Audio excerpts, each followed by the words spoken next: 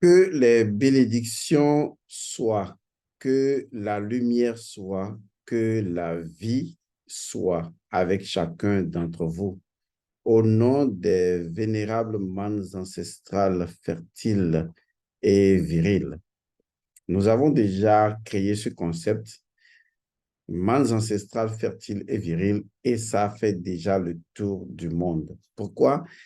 Parce que c'est effectivement ça, la vérité. Les manes ancestrales sont constitutives de fertilité et de virilité.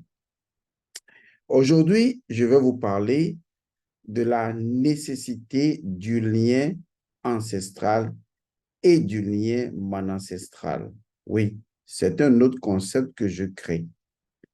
Je parle de ancestral, donc en relation ou relative aux ancêtres, et je parle de man ancestral. Il faut juste mettre man devant ancestral pour avoir man ancestral.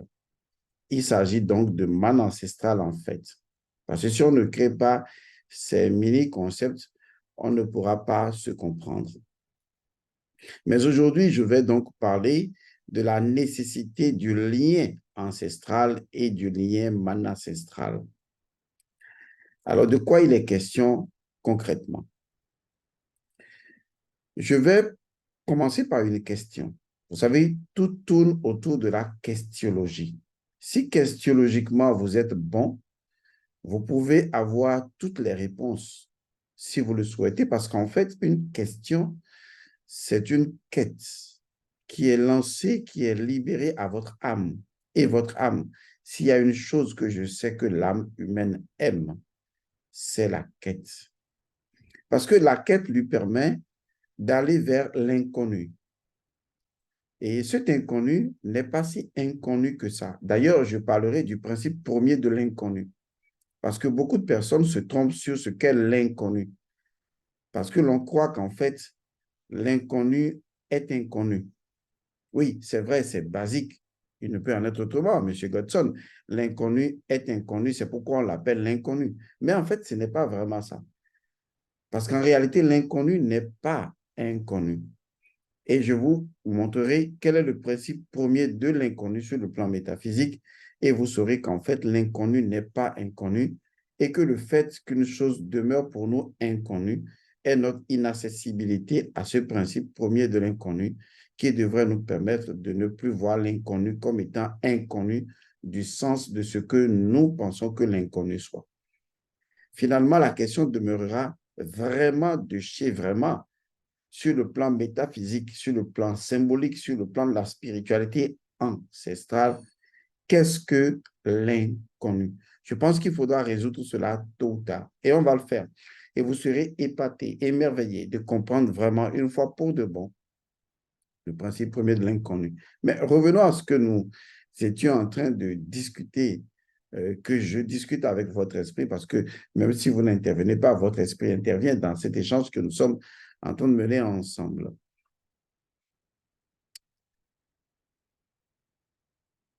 Sur le plan de la question à poser par rapport au lien ancestral et peut-être au lien manancestral, la question est la suivante. Que nous veulent vraiment les ancêtres? Vous voyez, c'est ce type de question qui ébranle l'esprit. Les gens me diront, mais Godson, tu dis que nous veulent vraiment les ancêtres. Mais la question pourrait être aussi autrement, M. Godson. Est-ce que les ancêtres veulent vraiment quelque chose? Ils sont partis, ils sont partis. On n'a plus rien à voir avec eux. Est-ce qu'ils nous veulent vraiment quelque chose? En fait, on pourrait poser la question autrement encore. Est-ce que de l'eau dans une bassine que je porte sur ma tête exerce néanmoins une pression, une gravité, un poids sur ma personne? Je pense que chaque personne devra faire un peu plus preuve d'intelligence spirituelle. Les gens ont parlé de plusieurs formes d'intelligence, mais ils n'ont pas parlé de l'intelligence spirituelle. Vous devez être spirituellement intelligent. Ce que je viens de dire est très pesant dans le sens du poids que l'âme détient, car l'âme a un poids mystique et son poids est constitutif d'un certain nombre d'agrégats spirituo-matériels qui constituent sa destinée. Je reviens à ce que j'ai posé comme question. Que nous veulent vraiment les ancêtres? Et mais je rebondis sur votre question que vous pourriez vous poser. Est-ce que nos ancêtres, qui sont partis de chez partis, selon aujourd'hui ce que disent des gens qui font partie des religions, tout ça, est-ce que nos ancêtres nous veulent vraiment quelque chose ou c'est vous qui racontez, qui débitez du n'importe quoi, que les ancêtres veulent ceci, les ancêtres ne veulent rien du tout? Et donc, c'est là que je repose une question. Est-ce que de l'eau dans une bassine portée sur la tête exerce-t-elle, cette eau-là ou cette bassine, exerce-t-elle un poids sur l'individu qui porte cela? Alors, si la réponse en toute honnêteté intellectuelle est oui, il va sans dire, en fait, de façon résumée et d'intelligence spirituelle, que nos ascendants ont un poids puisque nous les portons sur notre tête. C'est ce qui fait de nous un roi, un rei. Autrement, il n'y aurait pas de rei. Hein. Si vous voulez, je vous raconte l'histoire mystique de rei, en ce sens que rei porte la responsabilité du Noun. Mais on en parlera une autre fois. Et c'est ça qui symbolise le couronnement. Et la couronne a toujours été le symbole du dragon, donc du Noun porté sur la tête. Donc, il ne faut vraiment pas se tromper là, puisque la couronne, c'est le Noun porté sur la tête. C'est l'Ouroboros porté sur la tête. En fait, les gens vous ont fait croire qu'il n'y avait pas de spiritualité ancestrale chez nous, mais en fait, ils se trompent complètement. Et je suis là pour démentir cette forfaiture impérialiste que les gens ont mise en place pour détruire l'identité spirituelle fondamentale de votre âme. Car c'est l'objectif, c'est le but, détruire l'identité spirituelle, énergétique, vibratoire, d'influence cosmotellurique de votre âme. Alors, ne perdons pas de vue la question. Revenons à ce qui est essentiel. Est-ce que nos ancêtres ont un poids sur nous? La réponse, indubitablement, est oui. Et l'exemple que je viens de donner en est un. Et quand on porte une couronne, c'est qu'on porte une responsabilité de tous ceux qui ont porté cette couronne. Cette couronne est une histoire. Donc, il est vrai, certain, vérifiable, à travers même la génétique et les mémoires ancestrales, que nos ancêtres ont un poids sur nous. Ils pèsent sur nous. Maintenant, faisons une brèche. Est-ce que mes ancêtres pèsent sur moi, spirituellement parlant, cosmotelluriquement parlant, énergétiquement, vibratoirement parlant? Est-ce que mes ancêtres pèsent spirituellement sur moi, même si je change de religion, je deviens chrétien, je deviens évangéliste, je deviens musulman, je deviens autre chose, bouddhiste, etc. Est-ce que mes ancêtres pèsent toujours sur moi, Godson, puisque j'ai changé de cela? En fait, on pourrait poser encore la question autrement. Est-ce que vous avez changé de sang, même si vous avez changé de nom? Si la réponse est que vous n'avez pas changé de sang, c'est qu'en fait, il y a une relation intime entre votre âme et le sang. Parce que le sang, c'est de l'âme liquide. Et votre âme, c'est de l'âme spirituelle, c'est de l'énergie, c'est de la vibration. Et c'est la sympathie des deux qui vous permet de vivre. Or, votre âme porte la charge du poids ancestral et naturellement, ce poids ancestral se retrouve dans le sang. Et la réponse est totalement, absolument, véritablement claire. Vos ancêtres pèsent toujours spirituellement sur vous, même si vous changez de religion. Même si vous vous appelez Pierre, Paul et Luc ou Marc, vos ancêtres pèseront toujours sur vous. Il n'y a pas d'être qui n'ait pas d'ascendant, peut-être Melchisédek, à moins que c'est ce que vous êtes. Mais tant que vous êtes un individu qui naît et qui est appelé à mourir, alors vous avez des ascendants qui pèsent sur vous. J'insiste sur le fait de la pesanteur, car il faudra justement qu'on parle du principe premier de ce truc. Il va sans dire alors que ma question première, elle s'impose de fait, puisque c'est un poids incontournable, c'est une pèse obligatoire. La question que j'ai posée ne souffre d'aucune altérité, d'aucune contradiction ou d'aucune nuisance. Qu'est-ce que vos ancêtres vous veulent vraiment? Bon, break sur break. Aujourd'hui, beaucoup diront, ma vie ne se passe pas comme je le souhaite. Je vis des états d'émotion, de frustration, de regret, de rancœur, de colère. Je vis un vide intérieur, de la peine intérieure, des maladies. Je vis des états désastreux. Et quand je fais des consultations, je fais des recherches spirituelles, on me dit toujours que c'est en relation avec mon passé, avec mes ancêtres, et qu'il y a des choses qui n'ont pas été faites, des rituels qui ont été abandonnés, et mes ancêtres qui agissent sur moi. Ce sont des choses que je vis. J'imagine, je dis ça comme ça, je parle à la place de tout le monde, je vous présente mes excuses, c'est juste un exemple.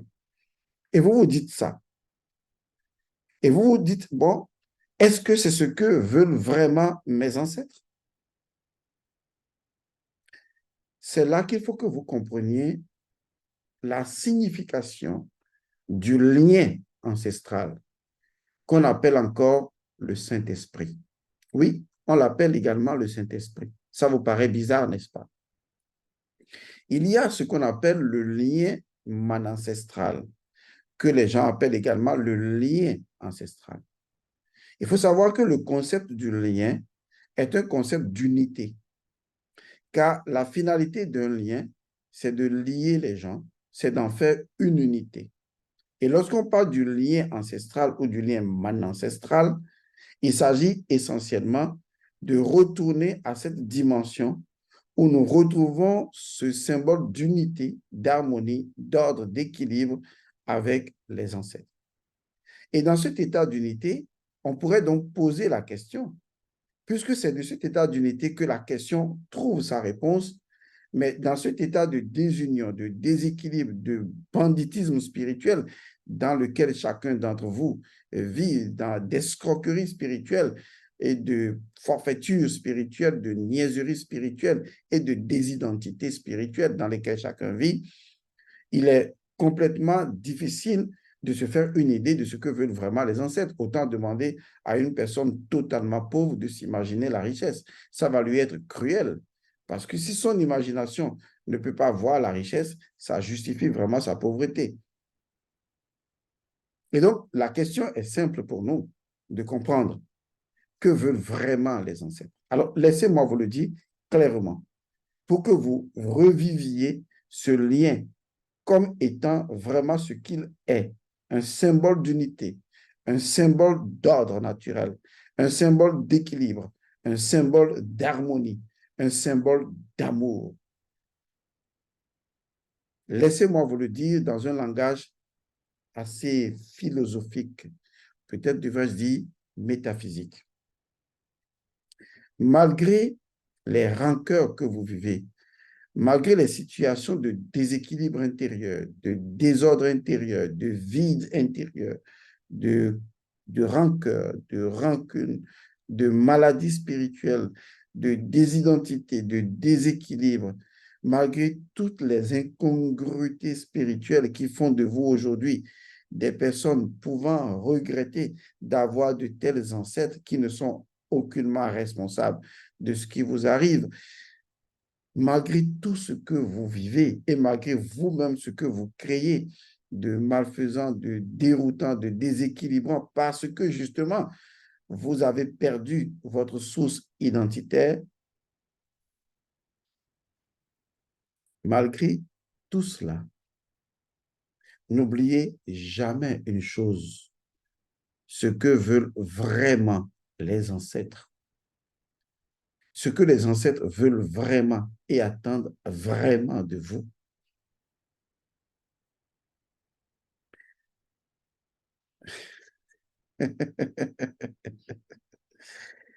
C'est tellement simple que ça devient drôle.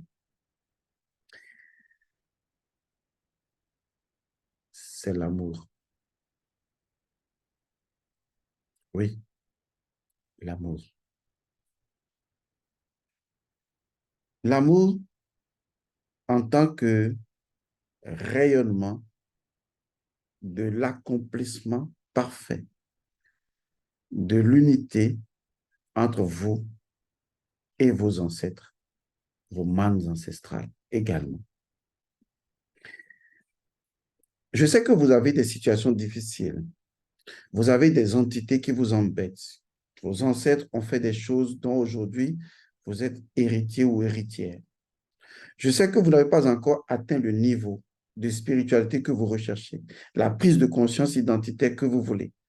Je sais également que vous souffrez, que vous avez ce vide intérieur, que vous avez dû briser plusieurs fois votre mariage, que vous ne trouvez pas d'homme ou de femme, que vos situations d'état de maladie s'empirent ou vont et viennent, où vous subissez des envoûtements, des désenvoûtements ou même un certain nombre de choses malfaisantes dans votre famille et vous vous dites, Seigneur, pourquoi cette famille-là, où sont mes ancêtres envers lesquels vous avez certainement crié pendant des nuits, pendant des jours? N'oubliez jamais que le lien qu'il y a entre vous et vos ancêtres, cela faisant partie du poids de l'eau que vous portez sur la tête, ce lien, un lien d'unité absolue avec tous vos ancêtres, porte l'essence de ce que veulent vraiment les ancêtres en relation avec vous, qui justifie même la nécessité de ce lien ancestral et ancestral. C'est l'amour.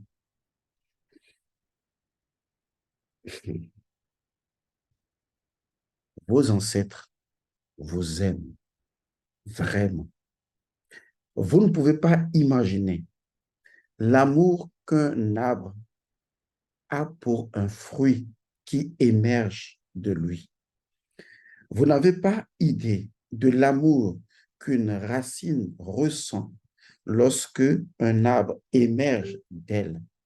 Vous n'avez pas idée de l'amour qu'une graine peut expérimenter lorsqu'elle meurt pour grandir ensuite.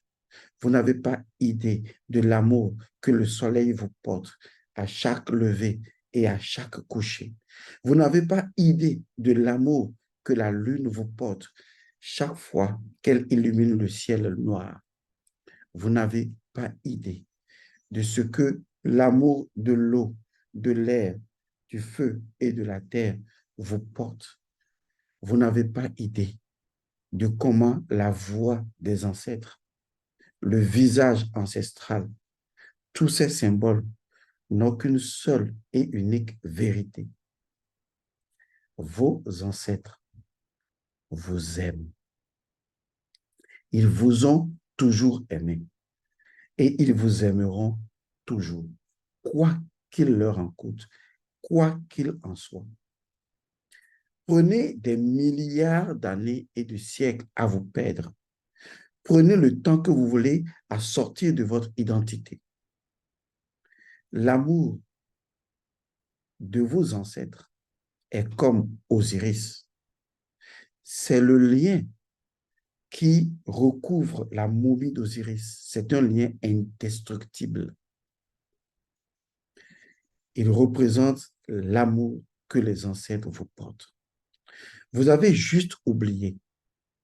Ce que je voudrais attirer en vous aujourd'hui et éveiller en vous, c'est que je voudrais que vous fassiez deux choses.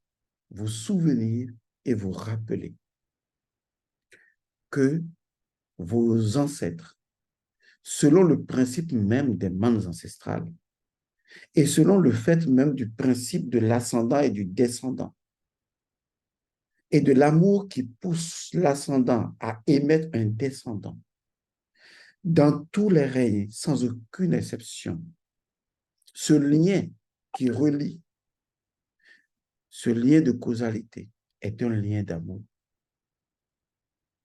S'il vous plaît,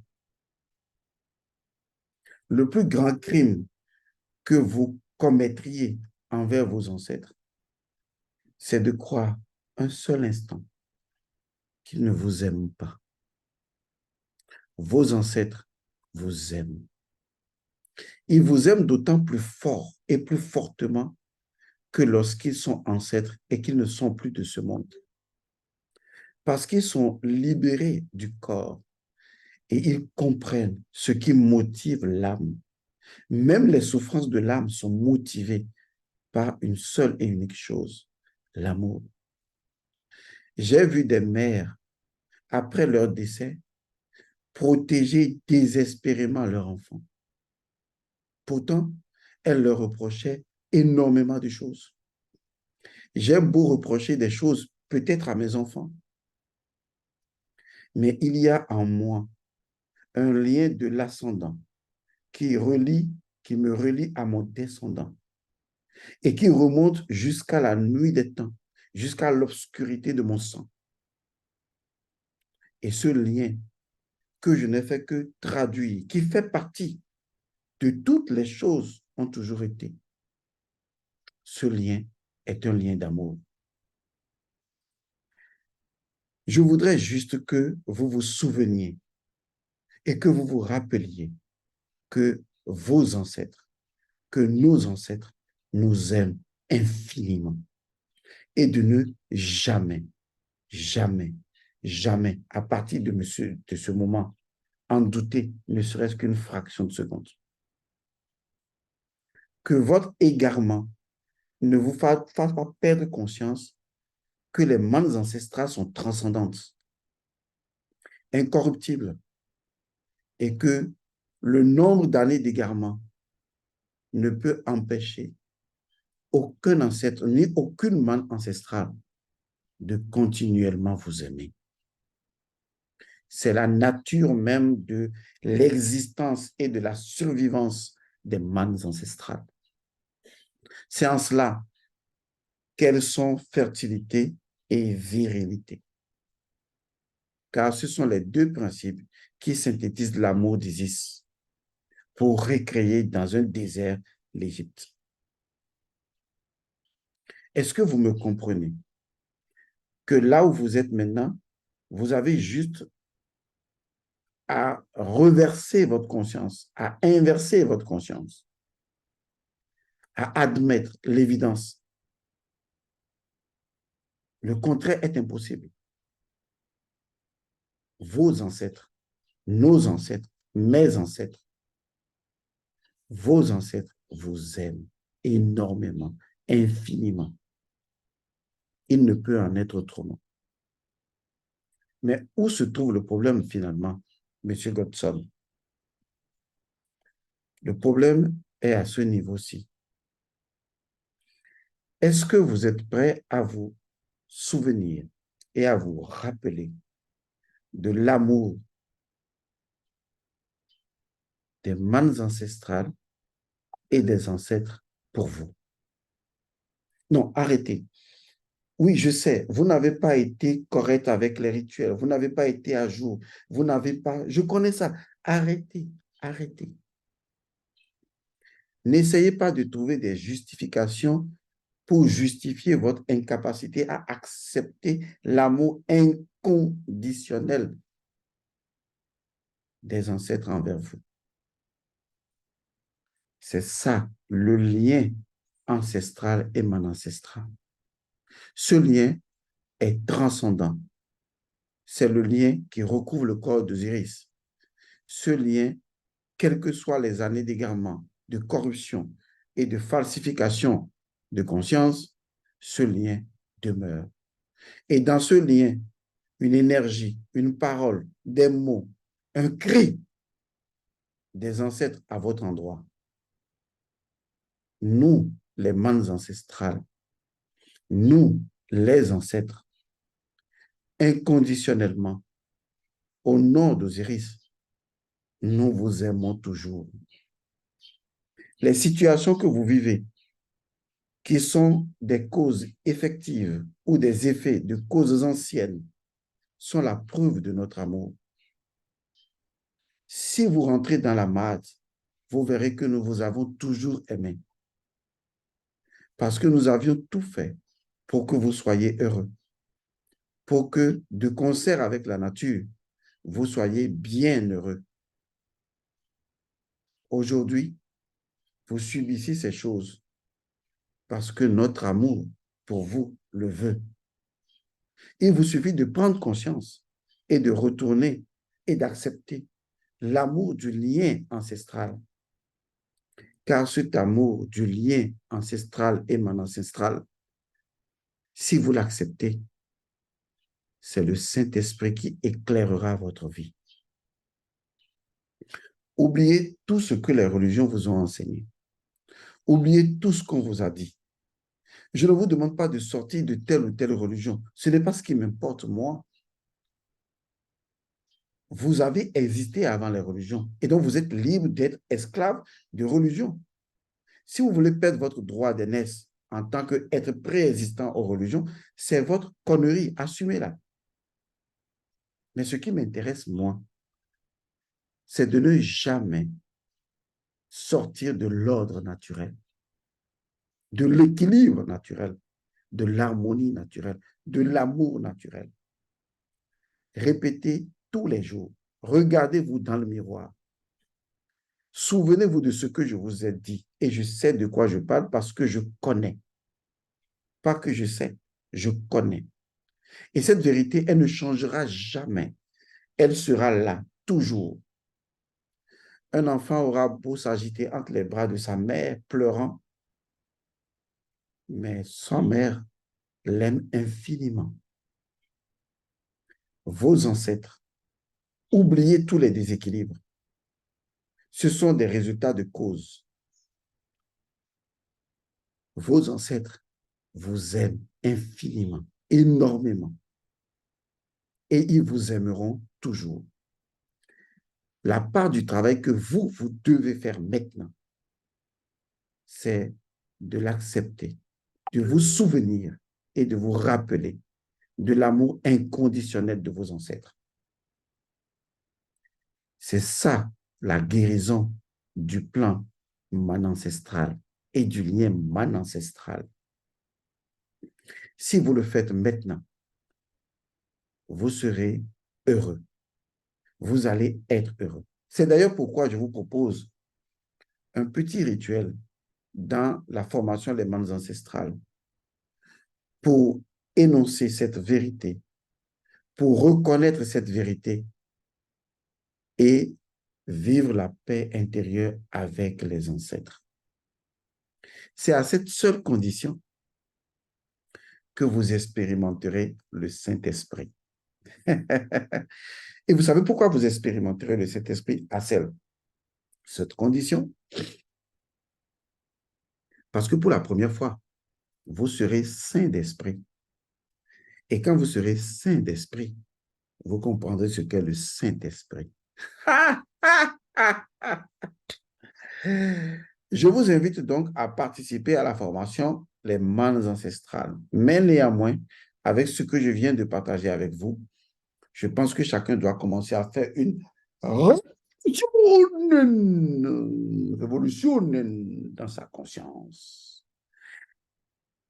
Si seulement vous saviez jusqu'à quel point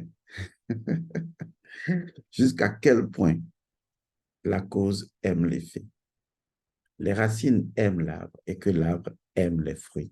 Si vous saviez jusqu'à quel point, de façon naturelle, spontanée, équilibrée, ordonnée, vos ancêtres vous aiment infiniment. Et c'est sans condition. Laissez tout tomber et pensez à cela. Mettez même ça dans le doute. Si vous le souhaitez, faites comme Descartes. Dites-vous simplement de façon cartésienne. Et si c'était vrai que mes ancêtres m'ont toujours aimé, qu'ai-je à perdre en l'acceptant? Puisque j'ai toujours vécu dans le fait que mes ancêtres n'existaient même pas, qu'ils ne m'avaient jamais aimé, ou je n'en ai jamais été conscient de leur amour. Et donc, j'ai déjà pris le chemin cartésien. Et le résultat est tout aussi cartésien et catastrophique. Pourquoi n'essaierais-je pas cela? Pourquoi ne partirais-je pas de l'hypothèse, selon Einstein, que mes ancêtres m'ont toujours aimé, même toujours. Et peut-être c'est là, dans cet oubli-là, que se trouve ma déficience mentale et identitaire. Peut-être est-ce là. C'est raisonnable, n'est-ce pas, le deal que je vous propose. Et on verra si en se souvenant et en se rappelant de l'amour de vos ancêtres, si quelque chose de formidable ne se produirait pas. Vous qui êtes dans les mondes ancestrales, j'ai lu déjà dans les groupes, vous êtes émerveillés, n'est-ce pas? Faisons un petit challenge ensemble. Et si je vous disais que on n'a même pas commencé et que nous sommes juste en train d'effleurer le quart, du tiers, de la moitié des choses qu'il y a à voir dans les mondes ancestrales.